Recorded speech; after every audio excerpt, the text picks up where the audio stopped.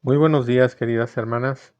El día de hoy vamos a terminar nuestro tema, el estudio de la doctrina, y veremos las características de la doctrina.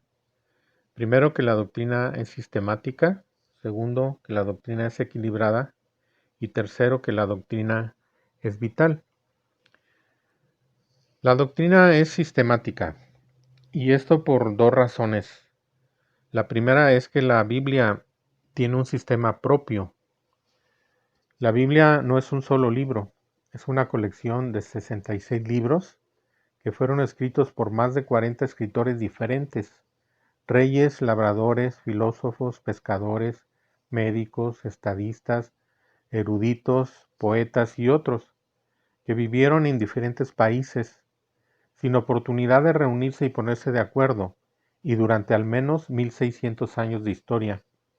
Para un libro humano, estos serían obstáculos insuperables para que pudiera tener continuidad en su pensamiento, y por resultado natural de su diversidad, debía ser una colección discordante de diversas opiniones humanas.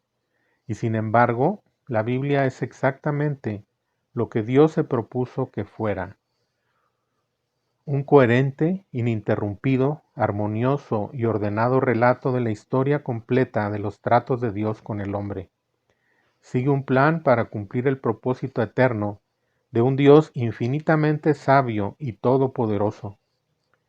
Romanos 6:17 dice: Pero gracias a Dios, que aunque erais esclavos del pecado, habéis obedecido de corazón aquella forma de doctrina a la cual fuisteis entregados. La palabra forma se traduce de- del original tipos, y este tiene dos significados básicos. Uno, la marca de un golpe o un choque, una impresión. Y segundo, una figura formada por ese golpe o impresión. Y segunda Timoteo 2:13 dice: retén la forma de las sanas palabras que de mí oíste, en la fe y el amor que es en Cristo Jesús. Aquí la forma se traduce de una palabra original que es hipotiposis, y quiere decir contorno, un boceto breve y sumario. Aquí se habla de una estructura bien definida, pero también de una esencia que es pura, libre de cualquier mezcla o error. Esta doctrina estructurada, ordenada y pura debe estudiarse y enseñarse como tal. Y en 2 Timoteo 2:15 dice: procura con diligencia presentarte a Dios aprobado, como obrero que no tiene de qué avergonzarse, que usa bien la palabra de verdad. Y aquí la palabra usa se traduce de un original que es ortotomeo, una palabra compuesta por orto, que es recto o derecho, y tomeo, que es dividir. Y se trata entonces de que hay divisiones o distinciones que no deben pasarse por alto. Y la exhortación a procurar con diligencia quiere decir que esto requiere de esfuerzo para estar aprobado delante de Dios, y que si no se sigue esta forma correcta de dividir o distinguir la palabra de Dios, solo resultará en confusión tanto para la comprensión de uno mismo como para enseñar a otros. Así que la Biblia tiene en sí misma un sistema, una estructura. En segundo lugar, la doctrina es sistemática por su desarrollo histórico. Después del primer siglo, tanto por necesidades didácticas como de defensa de la fe ante el surgimiento de las herejías, las enseñanzas se fueron convirtiendo paulatinamente en un sistema de pensamiento que con el tiempo dio lugar a la doctrina cristiana. El desarrollo histórico de una doctrina se inicia con su base bíblica, que debe considerar lo que la Biblia en su conjunto enseña sobre el asunto. La suma de tu palabra es verdad, dice el Salmo 119, versículo 160 en su primera parte. Y primera carta de Pedro, en su capítulo 1, versículos 20 y 21 dice: entendiendo primero esto, que ninguna profecía de la Escritura es de interpretación privada, porque nunca la profecía fue traída por voluntad humana, sino que los santos hombres de Dios hablaron siendo inspirados por el Espíritu Santo. Lo que le da unidad a la Biblia es que es el mensaje de Dios mismo en todas sus partes, y no hay contradicción entre ellas, porque por medio de su Espíritu Santo, todas sus palabras fueron inspiradas en sus autores humanos. Si una doctrina se basa en el mensaje de toda la Biblia, al respecto de ese asunto, será una doctrina sana o correcta. De su base bíblica surge entonces una doctrina que se sigue elaborando mediante la reflexión o el pensamiento de los teólogos y finalmente se incorpora desarrollada en el cuerpo de las verdades sistematizadas que la Iglesia cree acerca de Dios, el hombre, el pecado, la salvación, la profecía, etc. Generalmente el resultado de este proceso es la formulación de dogmas y estos se agrupan en credos. Ya en la práctica del proceso de enseñanza y aprendizaje, es muy útil poder presentar de manera condensada y sistemática verdades y doctrinas que pueden ser el resultado de largos debates y análisis. Como conclusión de este punto podemos decir que la doctrina es sistemática como consecuencia de su desarrollo histórico. Y también que si en su desarrollo las doctrinas tomaron la base bíblica de la enseñanza completa de la escritura sobre el tema, permiten que se cubra todo el campo de la revelación bíblica, de la enseñanza bíblica. En este punto de que la doctrina es sistemática, quiero hacer un breve comentario adicional que llamo los sistemas doctrinales. No es propiamente una razón más por la que la doctrina es sistemática, sino es el reconocimiento de un hecho, del hecho de que existen diversos sistemas doctrinales y hacer algunas observaciones a manera de advertencia. Estos sistemas doctrinales difieren en lo que creen sobre algunas partes de la doctrina o sobre toda la doctrina. Estas diferencias pueden ser de mayor o menor importancia. Hay diferencias en relación a temas como la salvación, la norma de vida para el cristiano, sobre los periodos bíblicos, sobre la naturaleza de la iglesia, sobre los eventos futuros y muchos otros. Un sistema doctrinal será tanto más válido cuanto sea más fiel al texto bíblico, pero ningún sistema es perfecto o infalible, solo la palabra de Dios lo es.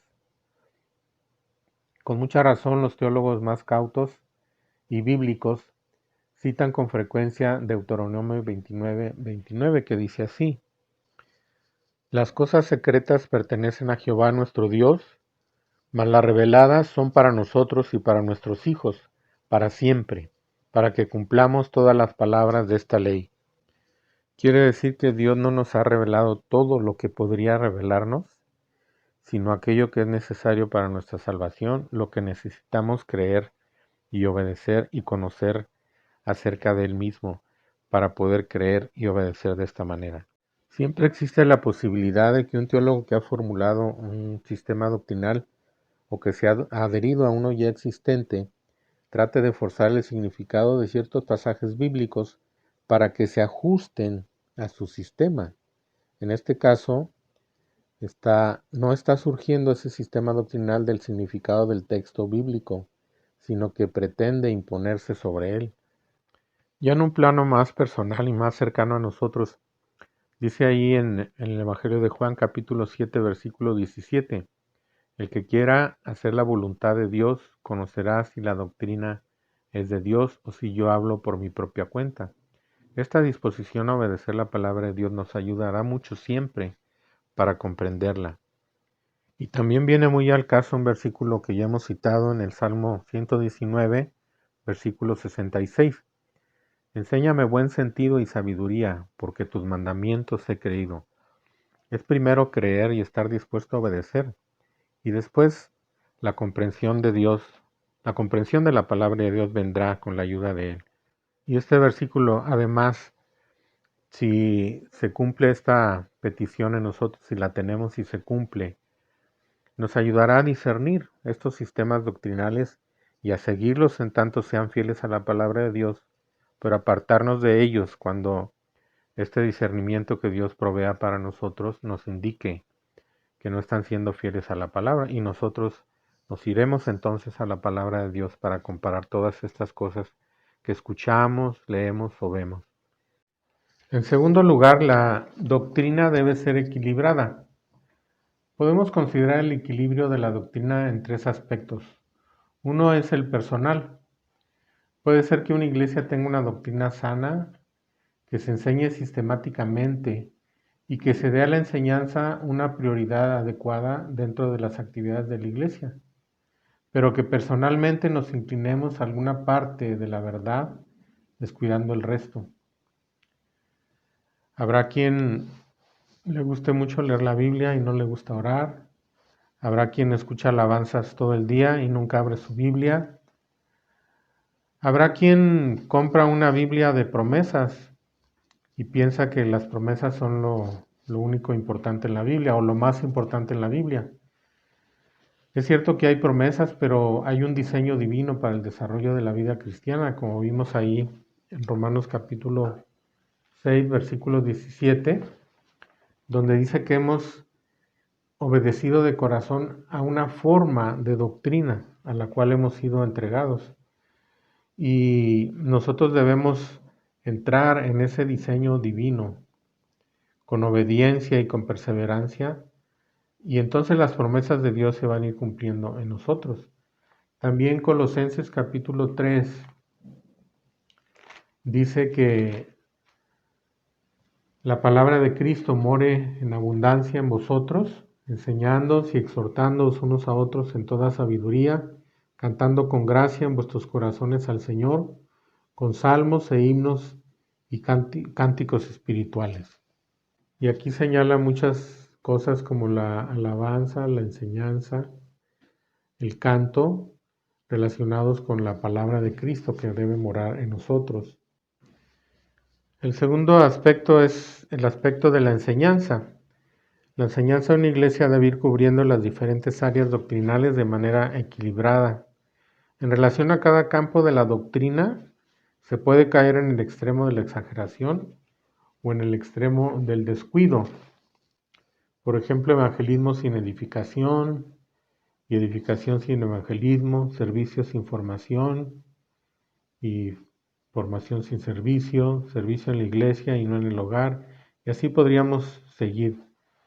Generalmente la parte final de las epístolas presenta un modelo equilibrado y práctico donde la doctrina que se enseñó en la parte inicial se aplica a la vida personal, a la vida en la iglesia, a la vida familiar, a la vida laboral, al servicio, a la oración, a la adoración, a la intercesión, al crecimiento en el conocimiento, etc. Para citar un ejemplo, podemos leer Colosenses capítulo 3, versículos 12 al 17, que dice así: Vestidos pues como escogidos de Dios, santos y amados, de entrañable misericordia, de benignidad, de humildad, de mansedumbre, de paciencia, soportándoos unos a otros y perdonándoos unos a otros, si alguno tuviere queja contra otro.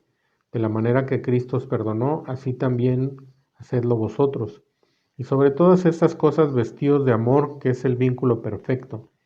Y la paz de Dios gobierne en vuestros corazones, a la que asimismo fuisteis llamados en un solo cuerpo, y sed agradecidos.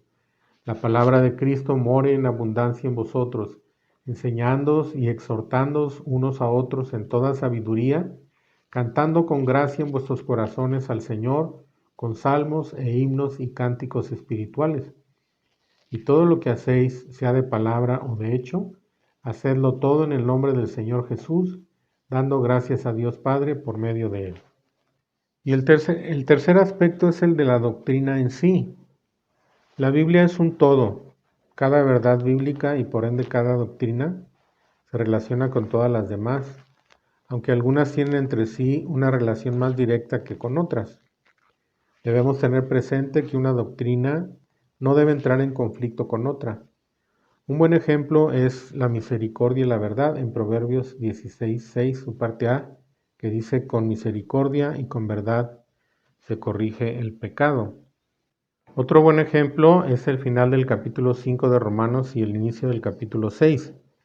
Termina así el capítulo 5. Pero la ley se introdujo para que el pecado abundase, mas cuando el pecado abundó, sobreabundó la gracia, para que así como el pecado reinó para muerte, así también la gracia reine por la justicia, para vida eterna mediante Jesucristo, Señor nuestro.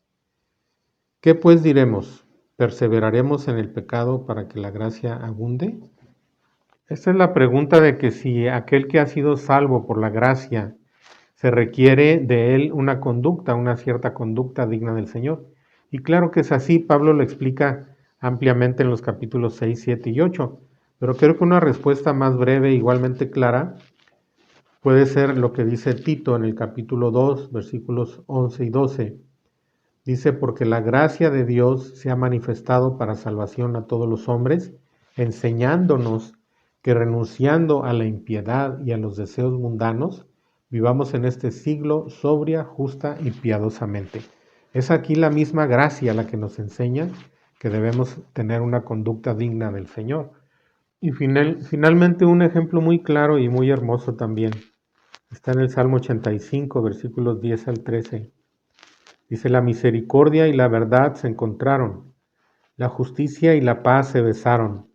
La verdad brotará de la tierra y la justicia mirará desde los cielos. Jehová dará también el bien, y nuestra tierra dará su fruto. La justicia irá delante de él, y sus pasos nos pondrá por camino. Creo que aquí hay una clara referencia a lo que ocurrió en la cruz de Cristo. Y hermanas, es en la cruz de Cristo donde muchas doctrinas, muchos de los atributos de Dios se concilian.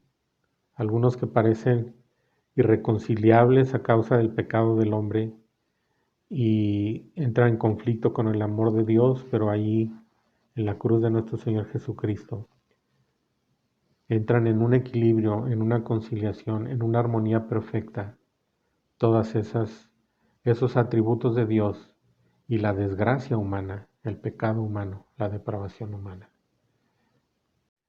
En segundo lugar, la doctrina debe ser equilibrada. Podemos considerar el equilibrio de la doctrina en tres aspectos. Uno es el personal. Puede ser que una iglesia tenga una doctrina sana, que se enseñe sistemáticamente y que se dé a la enseñanza una prioridad adecuada dentro de las actividades de la iglesia, pero que personalmente nos inclinemos a alguna parte de la verdad, descuidando el resto. Habrá quien le guste mucho leer la Biblia y no le gusta orar. Habrá quien escucha alabanzas todo el día y nunca abre su Biblia. Habrá quien compra una Biblia de promesas y piensa que las promesas son lo único importante en la Biblia o lo más importante en la Biblia. Es cierto que hay promesas, pero hay un diseño divino para el desarrollo de la vida cristiana, como vimos ahí en Romanos capítulo 6, versículo 17, donde dice que hemos obedecido de corazón a una forma de doctrina a la cual hemos sido entregados. Y nosotros debemos entrar en ese diseño divino con obediencia y con perseverancia, y entonces las promesas de Dios se van a ir cumpliendo en nosotros. También Colosenses capítulo 3 dice que la palabra de Cristo more en abundancia en vosotros, enseñándoos y exhortándoos unos a otros en toda sabiduría, cantando con gracia en vuestros corazones al Señor, con salmos e himnos y cánticos espirituales. Y aquí señala muchas cosas como la alabanza, la enseñanza, el canto, relacionados con la palabra de Cristo que debe morar en nosotros. El segundo aspecto es el aspecto de la enseñanza. La enseñanza de una iglesia debe ir cubriendo las diferentes áreas doctrinales de manera equilibrada. En relación a cada campo de la doctrina, se puede caer en el extremo de la exageración o en el extremo del descuido. Por ejemplo, evangelismo sin edificación, y edificación sin evangelismo, servicio sin formación y formación sin servicio, servicio en la iglesia y no en el hogar, y así podríamos seguir. Generalmente la parte final de las epístolas presenta un modelo equilibrado y práctico donde la doctrina que se enseñó en la parte inicial se aplica, a la vida personal, a la vida en la iglesia, a la vida familiar, a la vida laboral, al servicio, a la oración, a la adoración, a la intercesión, al crecimiento en el conocimiento, etc. Para citar un ejemplo, podemos leer Colosenses capítulo 3 versículos 12 al 17, que dice así: Vestidos pues como escogidos de Dios, santos y amados, de entrañable misericordia, de benignidad, de humildad, de mansedumbre, de paciencia, soportándoos unos a otros y perdonándoos unos a otros, si alguno tuviere queja contra otro. De la manera que Cristo os perdonó, así también hacedlo vosotros. Y sobre todas estas cosas vestidos de amor, que es el vínculo perfecto. Y la paz de Dios gobierne en vuestros corazones, a la que asimismo fuisteis llamados en un solo cuerpo, y sed agradecidos. La palabra de Cristo more en abundancia en vosotros, enseñándoos y exhortándoos unos a otros en toda sabiduría, cantando con gracia en vuestros corazones al Señor, con salmos e himnos y cánticos espirituales. Y todo lo que hacéis, sea de palabra o de hecho, hacedlo todo en el nombre del Señor Jesús, dando gracias a Dios Padre por medio de él. Y el tercer aspecto es el de la doctrina en sí. La Biblia es un todo. Cada verdad bíblica y por ende cada doctrina se relaciona con todas las demás, aunque algunas tienen entre sí una relación más directa que con otras. Debemos tener presente que una doctrina no debe entrar en conflicto con otra. Un buen ejemplo es la misericordia y la verdad en Proverbios 16:6, su parte A, que dice: con misericordia y con verdad se corrige el pecado. Otro buen ejemplo es el final del capítulo 5 de Romanos y el inicio del capítulo 6. Termina así el capítulo 5: pero la ley se introdujo para que el pecado abundase, mas cuando el pecado abundó, sobreabundó la gracia, para que así como el pecado reinó para muerte, así también la gracia reine por la justicia, para vida eterna mediante Jesucristo, Señor nuestro. ¿Qué pues diremos? ¿Perseveraremos en el pecado para que la gracia abunde? Esta es la pregunta de que si aquel que ha sido salvo por la gracia, se requiere de él una cierta conducta digna del Señor. Y claro que es así, Pablo lo explica ampliamente en los capítulos 6, 7 y 8. Pero creo que una respuesta más breve, igualmente clara, puede ser lo que dice Tito en el capítulo 2, versículos 11 y 12. Dice: porque la gracia de Dios se ha manifestado para salvación a todos los hombres, enseñándonos que renunciando a la impiedad y a los deseos mundanos, vivamos en este siglo sobria, justa y piadosamente. Es aquí la misma gracia la que nos enseña que debemos tener una conducta digna del Señor. Y finalmente un ejemplo muy claro y muy hermoso también está en el Salmo 85, versículos 10 al 13. Dice: la misericordia y la verdad se encontraron, la justicia y la paz se besaron. La verdad brotará de la tierra y la justicia mirará desde los cielos. Jehová dará también el bien, y nuestra tierra dará su fruto. La justicia irá delante de él, y sus pasos nos pondrá por camino. Creo que aquí hay una clara referencia a la cruz de Cristo. Y es en esa cruz donde muchas verdades, muchas doctrinas hallan su perfecta armonía y equilibrio. La ira de Dios contra el pecado, que brotan de su justicia y su santidad perfectas, no podían recibir a los pecadores rebeldes, depravados y corrompidos. Pero allí el amor de Dios, la gracia de Dios encontró el camino perfecto para darnos esa salvación maravillosa por gracia, por medio de la fe, sin comprometer en absoluto su justicia y su santidad, sino por el contrario, manifestándolas de manera esplendorosa. Gracias sean dadas a nuestro Dios, bendito sea el Señor. La tercera característica de la doctrina es su vitalidad. Y esto se refiere a dos cosas. Uno, la propia vitalidad de la palabra de Dios, que tiene vida o un poder vivificante. La palabra de Dios posee varios atributos. En el Salmo 19, por ejemplo, se dice: la ley de Jehová es perfecta, que convierte el alma. El testimonio de Jehová es fiel, que hace sabio al sencillo. Los mandamientos de Jehová son rectos, que alegran el corazón. El precepto de Jehová es puro, que alumbra los ojos. El temor de Jehová es limpio, que permanece para siempre. Los juicios de Jehová son verdad, todos justos. Esto está en los versículos 7 al 9. Aquí se manifiesta el poder de la palabra de Dios para obrar. El Salmo 119 también menciona 10 veces la palabra vivificar, y 5 de esas ocasiones se relaciona con el poder de la palabra directamente. Son los versículos 25, 50, 93, 107 y 154. En el Nuevo Testamento se dice que la palabra de Dios es viva y eficaz, y eso se dice ahí en Hebreos 4:12. En Juan 6:63 se dice que las palabras de Jesús eran espíritu y vida, son espíritu y son vida. En el versículo 68 de este capítulo 6 también dice: tú tienes palabras de vida eterna. También se dice que la palabra de Dios tiene la capacidad para dar vida.